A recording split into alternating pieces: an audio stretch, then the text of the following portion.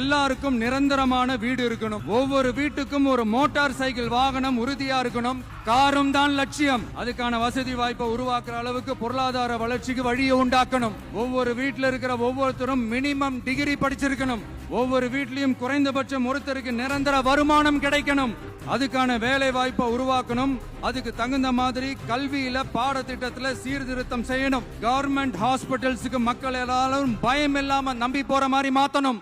பருவமழை காலத்துல ஏற்படுற வெள்ளத்தால ஊரும் சரி மக்களும் சரி விவசாயமும் சரி பாதிக்கப்படாம இருக்கணும். அதுக்கு 4000 கோடி திட்டம்னு ஒரு உருட்டுனாங்களே, அந்த மாதிரி எல்லாம் எதுவும் இல்லாம உண்மையான ஒரு பாதுகாப்பு திட்டத்தை உருவாக்கணும். மீனவர்களோட, தொழிலாளர்களோட, நெசவாளர்களோட, அரசு ஊழியர்கள் மற்றும் ஆசிரியர்களோட கருத்து கேட்டு அவங்களுக்கான பாதுகாப்பு மற்றும் வளர்ச்சி திட்டங்களை உருவாக்கணும். உருவாக்குறது மட்டும் இல்ல, அதை செயல்படுத்தணும்.